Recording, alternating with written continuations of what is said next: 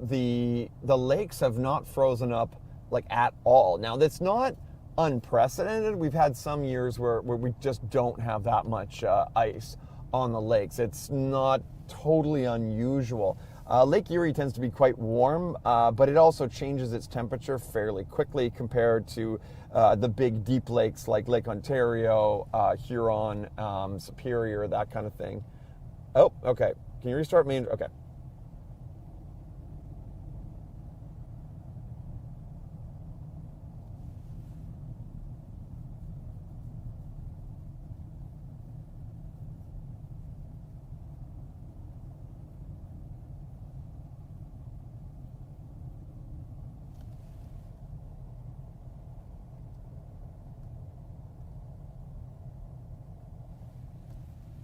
Ah, that's what's going on.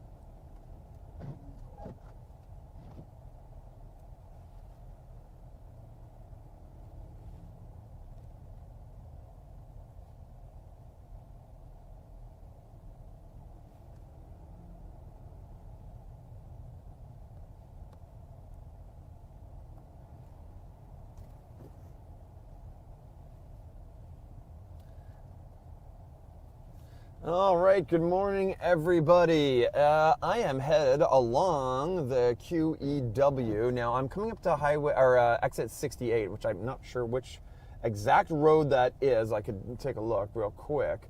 But I am headed towards the Fort Erie area. And that's because I want to check out the snow squalls this morning. And maybe even into this afternoon. One of the interesting things about this winter this year has been the fact that we've got almost no ice on the lakes at all. It's not unprecedented, it's definitely unusual, but we have had a few years where we don't have a lot of ice on the lakes. And the reason that that's important is that as the ice builds up, the snow squalls die off. Now, quite often by this time in January, we've had a little bit of a die-off of the squalls because the lake's ice has been building up. But this year, it's not happening. We're even looking into like later on into early spring, like where these squalls might even continue to then. As long as we get a good cold outbreak of air over top of the lakes. With there not being that much ice, you're going to get snow squalls. The snow that you're seeing right now on the road is more system snow than it is squall snow. And the reason I'm going so slow is coming up just up here. It looks like there is a big accident in Grimsby. And now as I said, I'm headed away from Toronto towards Niagara Falls. So if you are taking this way, get off of the exit before this. I'm not sure exactly what exit that is, because I'm driving. Oh, this is Park Road. Park Road South is the next exit here, and that looks like where the accident has actually happened. You may not be able to see it on the camera yet. Now, I have spent a lot of time in Fort Erie with these squalls, and what actually ends up happening is the squalls, if you've got the air coming across the lake, or down the lake, excuse me. You've got it started basically in, say, Detroit and coming all the way along the lake and then dumping all of that moisture into Buffalo. and Fort Erie. More so Buffalo than Fort Erie. And that's when you get these unbelievable amounts of snow in and around the eastern end of the lake.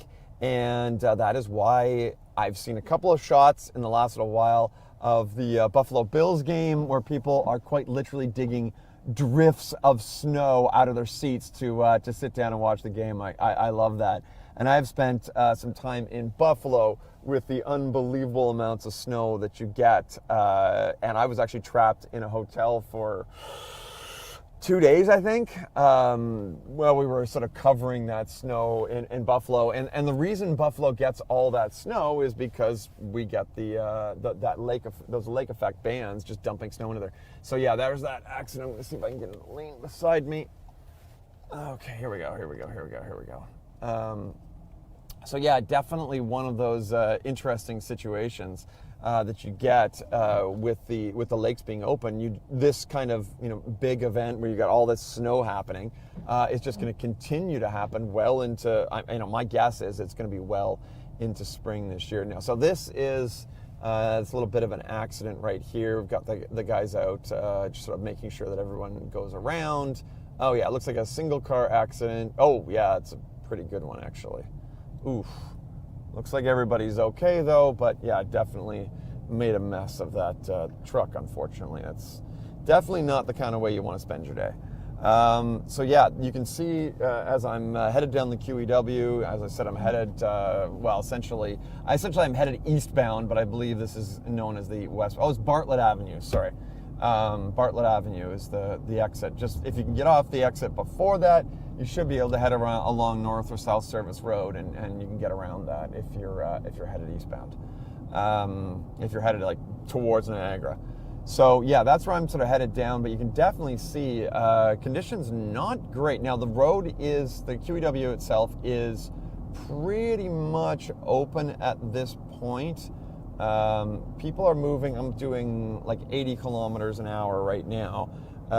So you can see it's not that slow. It's not like I'm doing 20 like I was back there. But I do not want to cause any issues with suddenly me having to hold up everyone. And there's another, that just looks like I don't think that's an accident so much as just somebody needing to be picked up off the side of the road. All right, I'm going to adjust the camera a little bit here so you can see a bit better. So yeah, I'm going to head down to Fort Erie, check out what's going on down there, and just see if the squalls are going to continue off of there. Now, I do expect them to be continuing sort of off and on throughout the week. In fact, we might actually even have them Thursday and Friday, and which I'll be headed out and checking that out. When we have squalls, though, you have to have basically the exact right meteorological conditions to produce the squalls, and that means that the air, as you go up through the atmosphere, the winds have to be all aligned in the same direction. So if you've got any what we call directional shear, so it means that if you start on the surface and you go up through the atmosphere, if the wind changes direction as you go up, you're not going to have squalls. It's great for thunderstorms. That's how you get supercell thunderstorms, but it does not work well for snow squalls. You need all the air as you go up sort of align in the same direction, and that will give you the squalls. At least that will give you one of the conditions for the squalls. The other condition you actually need, of course, is seriously cold temperatures. And you need, and I'm going to get this number wrong, I believe 13 degree difference between the water surface and the temperatures at 850 millibars, which is, I think, about a kilometer up in the atmosphere. So as you go up, you got to, the air generally gets colder, and if you've got a really cold temperatures aloft, that cold, dry air sweeping across the lakes will pick up that moisture. And then as the wind hits the shoreline, it rises a little bit, and you get immediate condensation. And of course, when it's cold, that condensation, rather than being rain, will of course turn into snow. It is interesting in the fall. Sometimes we can have lake effect showers, which is kind of neat. But it's the lake effect snows that, of course, are massively disruptive. When we have lake effect snows and it's not quite aligned towards, say, south of Barrie, usually it's not too bad. It's great for the ski hills. They love lots of snow up there.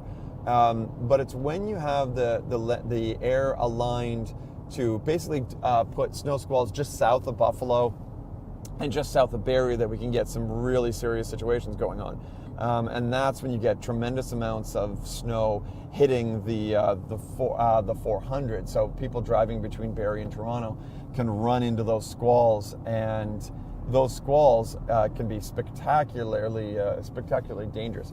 Now, I'm just going to jump off to another topic right here. If everyone's wondering, I know everyone's sort of heard about the diesel truck that fell over on the South Service Road. There it is, right there. They're still working away on cleaning that up. And you can see, like, look at all there's just so many vehicles there, just getting ready to deal with the aftermath of that. The truck itself is gone, yeah. But the big issue with it was that it dumped a ton of diesel fuel, and of course that's right into. I think that was actually an apple orchard as opposed to the wine, the vineyards. But any sort of diesel in there, and it makes an absolute disaster of a mess. And of course, it's right beside the lake, so the big issue is, does that diesel fuel leak into the lake? And that's why you have lots of work still ongoing just to pull all that topsoil out, clean it up, and then replace it. So anyway, I headed along the QEW right now, down towards the Squalls, and we'll see how that goes today, because the squalls do look like they're going to get going a little bit more in the afternoon, but we will see how bad the conditions get. Yeah, this is always fun when you come along the QEW. I always find that with squalls, now this isn't exactly squalls, but I always find with squalls, especially the really strong ones, you can run yourself into a lot of trouble because you'll be driving along, it'll be clear, like literally clear, and next thing you know, within anywhere between a minute to 2 minutes, you go from completely clear to almost full whiteout conditions. And that can often cause people to jam on their brakes. And if someone behind you isn't paying attention, they slam into you. Or if you're not paying attention, you slam into somebody ahead. So you really, with squalls, I find that the best thing is not to stop, but to, slow down gradually, get ready, and really pay attention, because you don't know how much people have stopped ahead, and you really, really, really have to be careful. So luckily for me right now, you can see in the camera there, it looks pretty good. Like, it's funny, the camera, it actually looks clearer on the camera than it is from what I can see. I always find that funny too.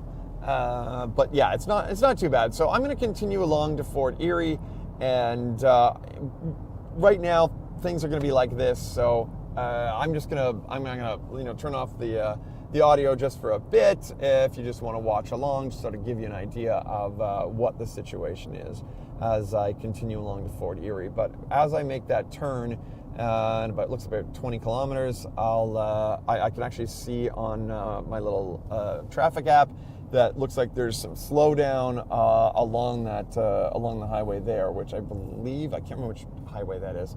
But anyway, it does look like there's some slowdown there. And my guess is that slowdown isn't because of traffic. It looks like it's because the snow has gotten a lot heavier. So we will see. As that changes, I will let you know. So yeah, feel free to watch along. And I'm hoping to get to Fort Erie. Looks like about 9 o'clock, just after 9. I'll get down to Fort Erie, and we'll see how bad the snow is there. So yeah, we'll chat with everybody in a little bit, but I will keep the stream up.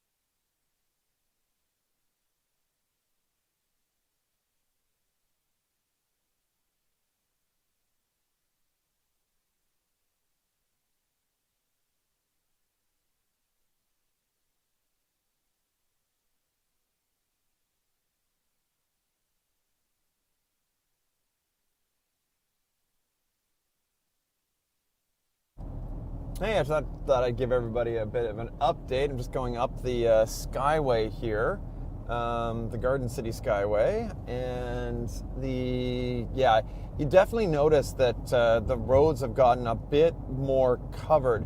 This always happens with bridges because, of course, they're much colder than the ground, so you always see an increase in the amount of unmelted snow.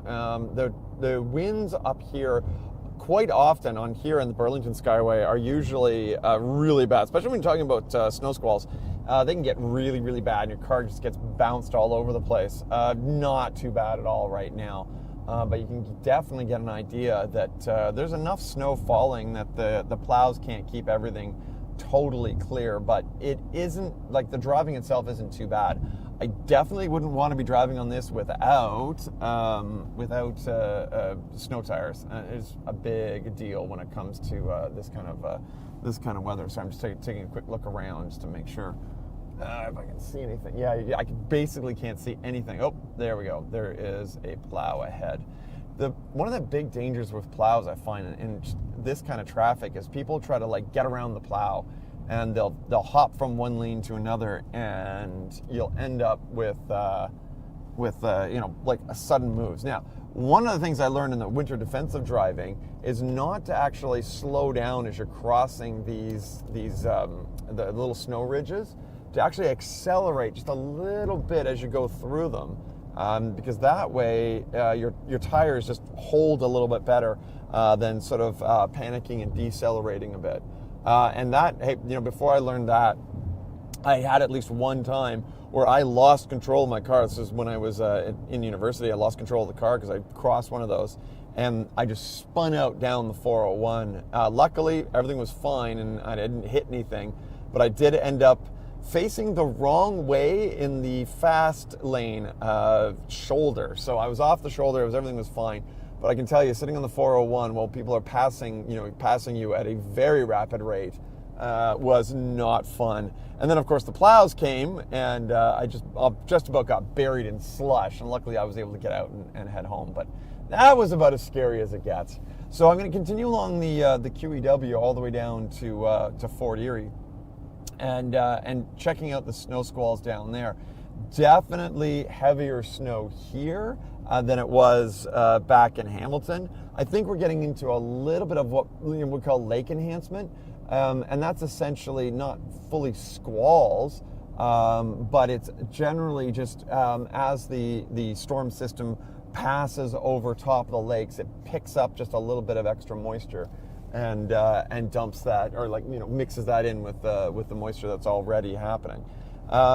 The Great Lakes are such a major part of the weather systems in southern Ontario that you can just you really have to study the lakes to understand where you're going to get the snow, or where you're going to get the thunderstorms, or where you're going to get the drought. It's kind of amazing to sort of see how massively it affects. I often get, when I'm down in Tornado Alley, I'll get people talking about the fact that, this hill or this river protects the town from us, from tornadoes. The thunderstorms always go around the lake, and the reality is that has nothing to do with it. They've just gotten lucky that the tornado hasn't gone directly over their top of their town, because those little lakes have very little to no effect whatsoever on the thunderstorms. But when it comes to the Great Lakes, they have a major effect on thunderstorms. To the point that they're well studied for what we call lake breezes, and those lake breezes are essentially cold fronts that come off of the relatively cold lakes in spring and early summer. They die down a little bit as the lakes warm up, but they're always there because if you've got 35 degree days, Lake Erie is not 35 degrees, so you're always going to have those lake effect or those lake breeze storms. And yes, I am talking about thunderstorms because I miss the summer. Winter's not my favorite stuff, but it definitely has a pretty big impact on what happens even into the summer. Now, this year is going to be really interesting to see, because it does look like we're getting this very cold air coming across basically southern Ontario right now, but looking ahead, that disappears as we get into, I'm going to say like Monday next week. We're up to like +2, +3, which means that the lake ice formation is going to halt, and maybe even reverse a little bit. It kind of depends on whether we continue to see those cold air outbreaks. One of the issues that we have for Southern Ontario when it comes to large scale effects is La Nina versus El Nino. And this year we've got a very strong El Nino, and generally we see a correlation between warm winters and strong El Ninos. And that's what's happening this year. Now, having said that, we had 3 years of La Nina. So this is sort of an unprecedented, sort of unusual situation going on. So it was really tricky to sort of figure out what was going to happen this season. But our like long-range meteorologist, Doug Gillum, I think managed to nail it. It was him and the team. I don't want to throw everyone else under the bus or something. But him and the team managed to kind of nail it, which was a warm beginning to the winter. And then we get into February or January and February, and winter sort of comes back with a vengeance, or it ends up very active. And it does look like we're sort of into that active period, which is great for me, but maybe not great for everybody else. Now, having said that, having a bit of a snowpack is actually really good for the farmers, because that snowpack will melt into the spring and provide lots of moisture on the fields, which is kind of critical. If you don't have that snowpack, you're sort of very reliant on the amount of rain that's falling in the spring. You don't want too much, but you don't want too little. And with a snowpack, that can insulate you a little bit from that, because it sort of keeps that soil moisture up. So I kind of want a snowpack because I like eating, and I don't like paying $10 for a loaf of bread because it's gotten so expensive.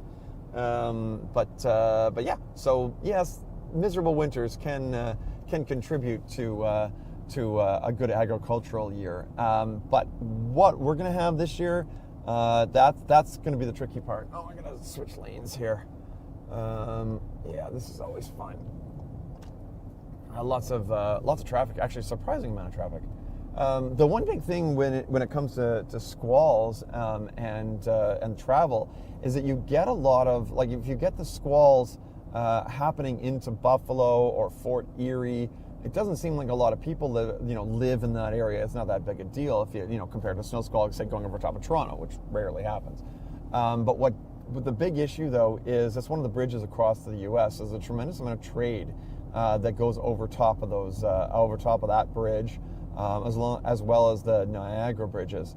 The one advantage to the Ambassador down in and soon to be the Gordie Howe Bridge down in Windsor is that the snow squalls tend not to hit that, so you can get a lot of trucks up and over those bridges without too much trouble, because you don't often have snow squalls going over top of that. So that one usually gets affected by the big systems, but doesn't usually get affected too much by squalls. So now, yeah, I'm looking ahead a little bit on my traffic app, and we are looking like there's a little bit of slowdown ahead, which means that I'm expecting things to the amount of snow is going to kick up just a little bit more.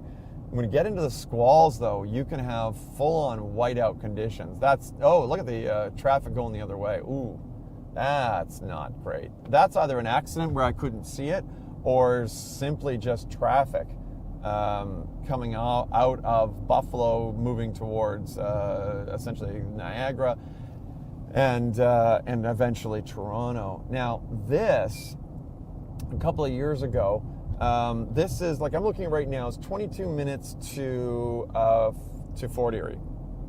So 22 minutes on a good day is, yeah, it's not too bad. This took me an hour and a half to 2 hours in Fort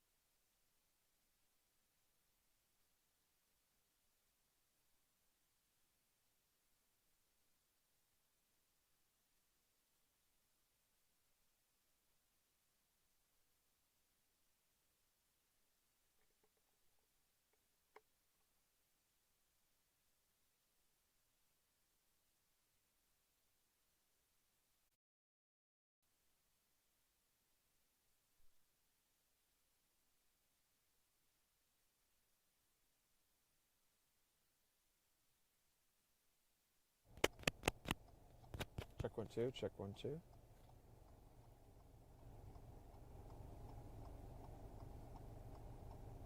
Check 1 2. Ah, it's working again. There we go. Kyle Brighton. All right, we got everything working again. I love dealing with technical issues while I'm driving. That's why I had to jump off the highway there. So yeah, this is actually the road to Crystal Beach, one of my favorite spots for storms. For the waves, wind and waves.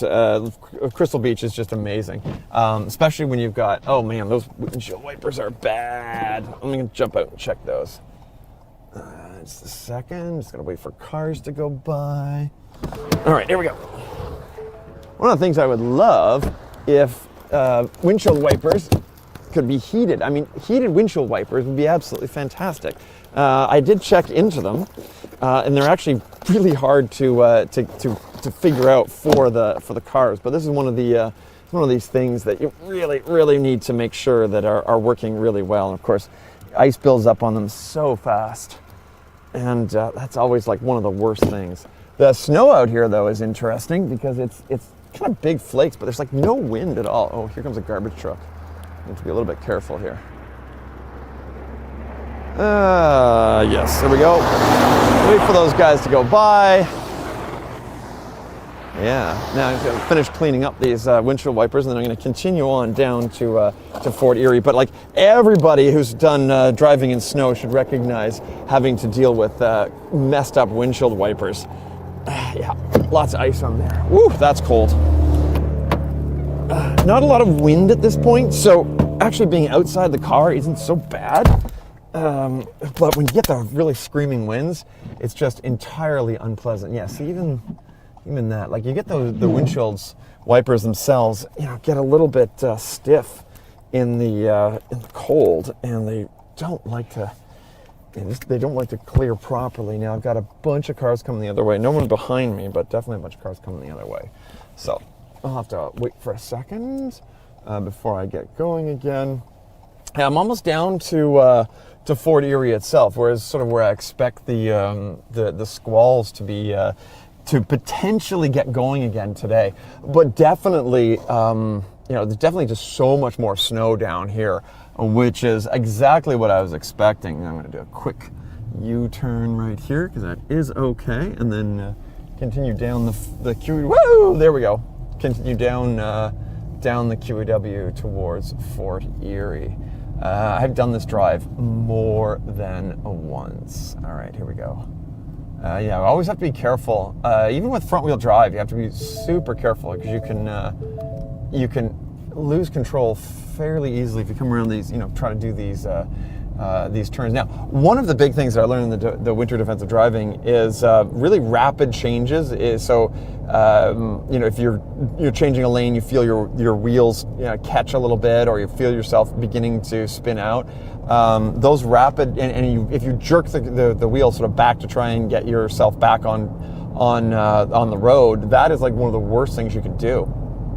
Simply because you're going to end up, you're just going to lose control that way. So one of the tricks to it is to do, changes slowly. So that means if your wheels sort of get off on the side, let them bounce along the snow for just for a few seconds before sort of gliding yourself back on. If you jerk your wheel to get back on and you sort of panic, it's a good way to lose control. Same thing in the summertime even. And I've done that a few times when chasing storms.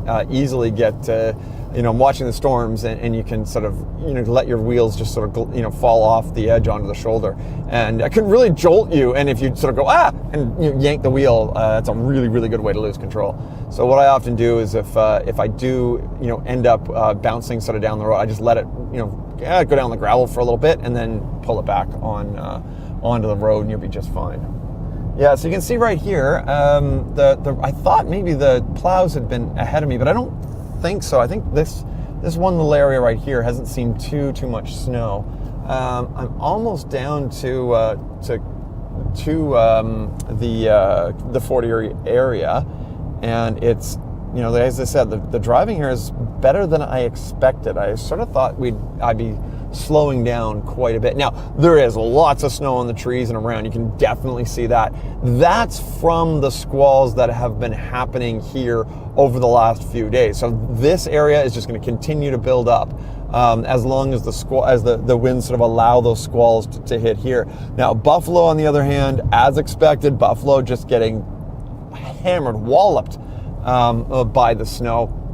And that happens every year, just because of the way the air mass sort of moves over top of this end of the lake and this part of southern Ontario and upper New York. I'm expecting. I think I'm going to arrive there in about 15 minutes or so. Yeah, about 10 minutes actually. So I'm just aiming for that. The one spot in Fort Erie, which I love, is right down by the water. There's a little traffic circle, and that's where they always close off that if there's flooding happening, which did happen on Saturday. We had serious flooding on that end of the lake, and they closed everything off. And I've seen too bad, but they still closed that. Built parkland down there, so they just allow it to flood there. No big deal. It's not going to, go into anybody's neighborhoods. But if you move a little further west along Lake Erie shoreline, there are some older neighborhoods that are right down almost in the water, and those ones flood all the time. Crystal Beach is one of those spots that you always see there. People's front yards just get absolutely, go underwater with the storm surge. How often that's going to happen? I mean, that's a big question, but it does happen often enough that people have built seawalls, etc. And unfortunately, those homes get damaged on a semi-regular basis. I remember last year at Crystal Beach, there's a neighborhood, and it's a gated neighborhood, and the way they've built this wonderful seawall, and that just keeps the waves from hammering into the houses themselves. But what it does cause is serious amounts of spray when we haven't got the ice happening over top of Lake Erie along the shorelines. You can get just tremendous spray, and if you've got those like sub-zero temperatures like we do have right now, those houses just get coated in ice. And if you're talking about many centimeters, many even tens of centimeters of ice on the fronts of those houses, you can have some serious structural damage just from that alone. So yeah, there's that's sort of one of the bigger issues that you can get down along the shorelines. But for now, as I said, the driving not too bad at all. So we'll see. I'll be there in about 7 minutes, and hopefully I will get there without incident. But as I said, it does look. I have seen snow plows going the other way. And that is, usually a good sign for keeping this open. But that December 2022, Christmas 2022, this was getting back from Fort Erie home. I was literally following the plow. The plow would be that black car in front of me. That's how close I was to the plow. It was the first plow through this whole section, and I can tell you, I would count 2 or 3 cars per kilometer of people stuck in ditches. Not surprising, given that it was Christmas and people are traveling. And we even said to people, I said, at the time, I said, look, I know you're going to be driving because it's Christmas time. All the winter gear in the car.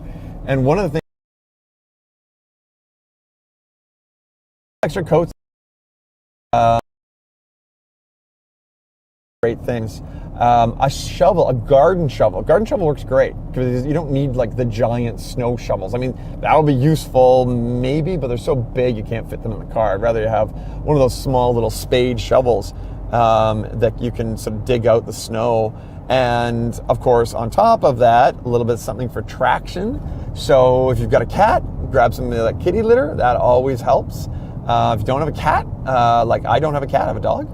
I grew up with cats, so I know all about kitty litter. But I just throw in a 2x6. 2x6 or 2x4. You'd be surprised how much that can help with the with giving you just that little bit of traction that you might need.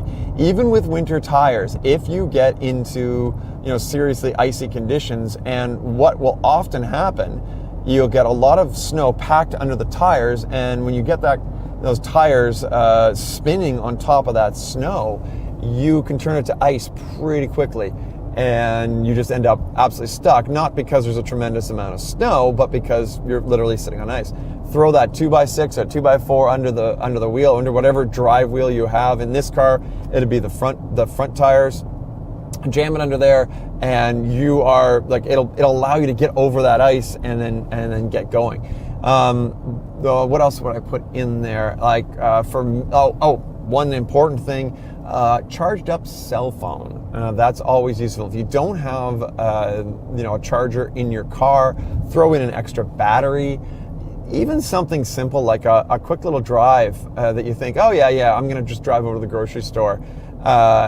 That can turn, your cell phone can turn like what could be an absolutely miserable afternoon into a much less miserable maybe hour or so to get your car unstuck. Even something simple, like I said, going over the grocery store, you can get stuck, and you will be much appreciative of having a cell phone getting people to to get you, or calling CAA or a tow truck to get you out of there. You're not going to like the bill, but at least you're not stuck in a ditch, maybe a kilometer from your house. Now, if you're going even further, and if you're going to be going to places like snow squalls, having all that extra gear can make the difference between life and death in some cases. Okay, am I getting off here? No, I'm not. I'm getting off of Central Avenue. We had all kinds of that snow in 2022 was hitting Fort Erie just as bad as it was hitting Buffalo, and all the Canadians survived just fine. And unfortunately, there was some Americans lost their lives. So I'm just about there, about 4 minutes, and then I'm gonna cut the stream from there, and then we'll see what I'm gonna do next. We'll see whether the snow squalls get going a little bit more, and whether I'm gonna stick around here to see if we are gonna see the screaming winds and snow squalls, because they're fascinating to watch. I mean, you don't necessarily want to be caught in them unless you're me. But they are sort of fascinating to watch, those blizzard conditions that you can get. I don't want to accidentally go to Buffalo here. I'm being very careful about this. It looks like I can get off before there. Because you're going to accidentally get into going to the American border, and I do not want to do that because I don't have my passport with me, which would be very bad. Now again, you can see that the road's mostly open down here. They have had the plows up and down. There we go. Yep, there. I'm going to get off at the next exit right here. So just coming up here, I'm going to pull in behind this truck. And as I said, again, not too much traffic, not too bad at all. So not a bad journey. I was expecting it to be a little bit worse, but I'm pleasantly surprised that it was not too bad, and just allowed me to get down here to Fort Erie to check it out. So this was really to show you what the snow squalls were doing, and sort of give you an idea of what you might be expecting if you're on the roads today. Do expect the squalls to sort of become the worst part of it. So when you're driving from Toronto, or you're driving around Toronto to work and back, you're probably going to be okay. But if you are headed down through the snow squalls, if you're going down to, I don't know, if you're driving to Florida today, and you're going through Buffalo, be prepared for a little bit of just a little bit of what you're seeing here. So a little bit of slowdown, but nothing too bad. Actually, I gotta go to the next one. All right, sorry, got this wrong. So there we go, Central Avenue, last exit before the United States. So definitely want to get off here. I do not want to go to the States today. As much as I enjoy traveling and driving around chasing tornadoes, today, not so much. Yeah, this is the bridge. This is the bridge I was stuck on for at least one night, waiting for the snowplows to come. And they literally came up the ramp that I'm driving up right now, and it was the most glorious sight to see those little blinking blue lights and sort of go, oh wow, okay, I'm gonna be all right. I'm gonna get home for Christmas. And there we are. We are in Fort Erie. Little bit of snow here, but mostly clear, not too bad at all. But definitely a lot more snow here than in Toronto or Guelph where I live. And I'm going to go through this light, and then I'll just take you down by the water, and I'm going to put money on the fact that there's not even the winds aren't driving a lot of waves over there, so it's not too bad at all. But when you do get the waves here and the winds, you can get the water coming up over top of the break wall here. And I've actually was here one year in early spring when we had a massive ice shove, and a lot of this wall that you're going to be able to see in a second was heavily damaged by the huge amounts of ice coming up and over. All right, here we go, and yep, not too bad. This is where they close it off. It gets closed off right here. And when I was here last week, the park you're seeing off to the right there was completely underwater, and there was actually waves coming up over the road right about, well, just up here. There was actually water almost up to where we are right here. And you can see there's the break wall. And yeah, right here, lots of water coming up and over top. But today, just snow. Anyway, I'm going to shut things down now, and I will let you know what's going to happen. Maybe watch a little later, watch my Twitter or watch TWN, and we'll bring you what is happening throughout the day. Again, keep in mind, these squalls likely to continue for a few days, maybe even into the weekend, and then things warm up.